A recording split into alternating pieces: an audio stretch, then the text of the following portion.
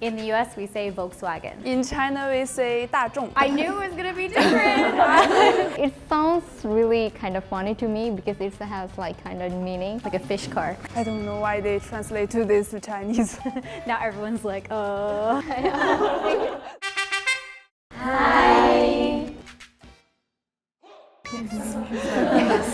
More about the accent, make it like that's how we pronounce like differently, because like for example as an Indonesian we usually emphasize like a little bit more on the rolling R. It's like on like even English words sometimes we kind of still use the rolling R, so that makes it like we pronounce it a little bit different from the original word, and maybe like other countries also do the same thing. In the Philippines, we don't really use V. Instead, we use B.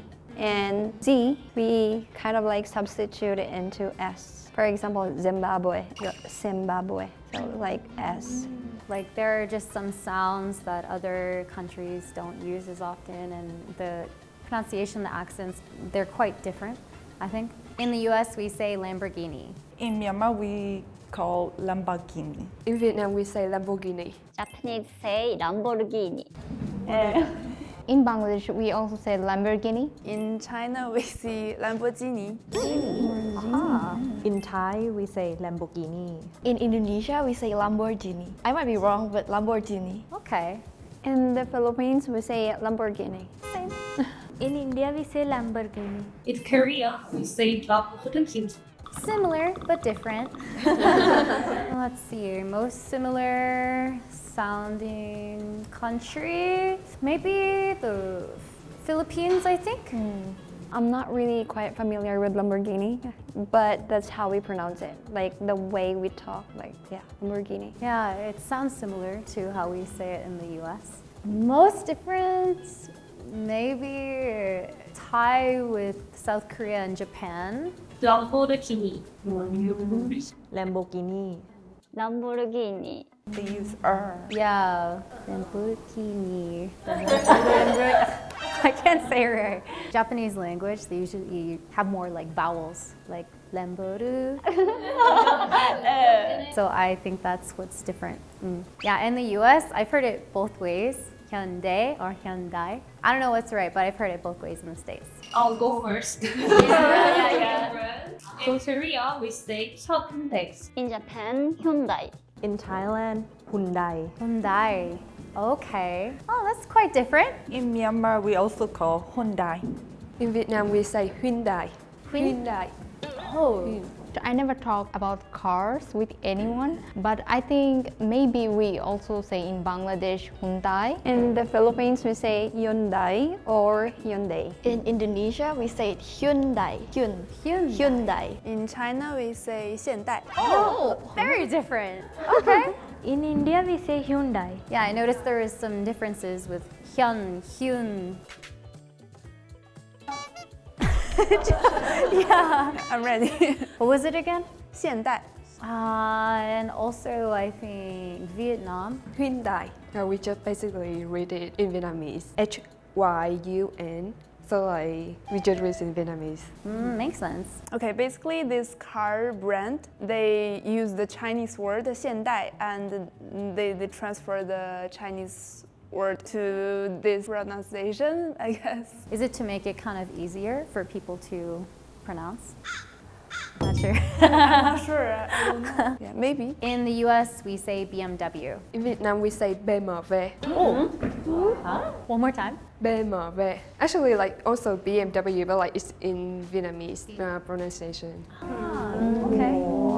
In Indonesia we say BMW.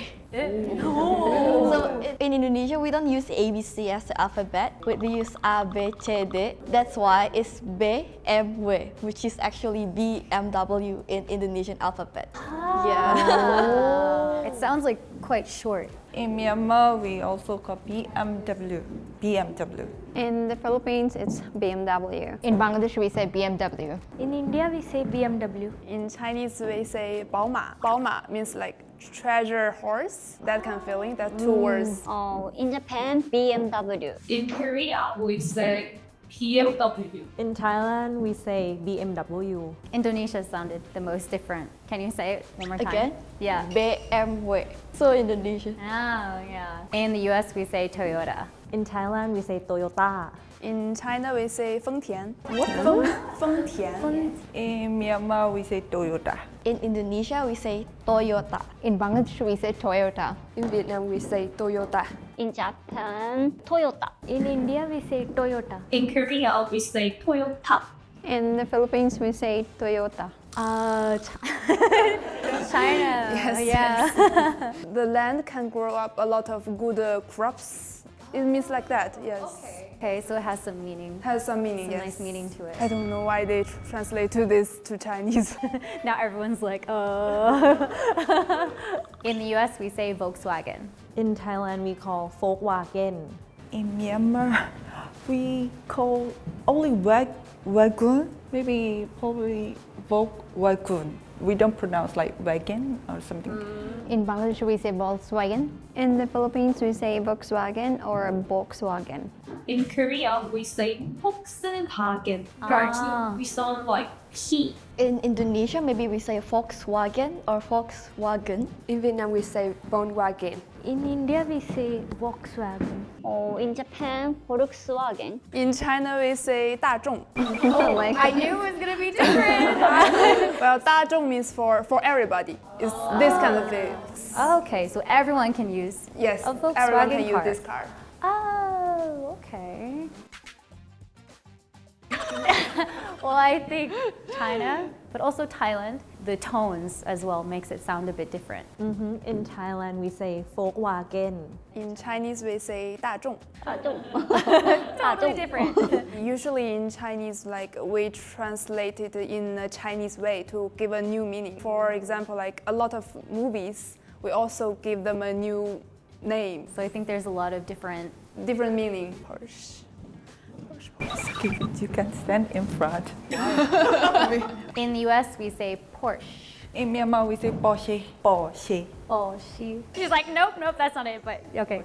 Porsche, okay. In Japan, Porsche. In India, we say Porsche. In Bangladesh, we say Porsche. I'm not pretty sure, but I think it's somewhere around Porsche or Porsche in Indonesia. Between that. Yeah. In Vietnam, we say Porsche. Porsche. Porsche. Korea, we say Porsche.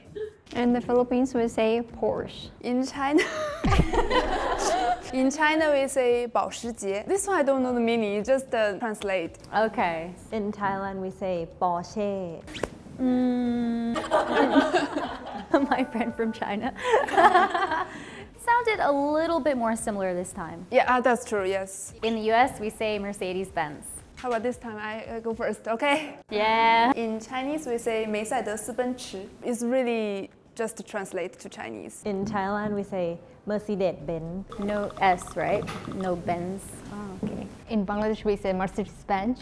Bench.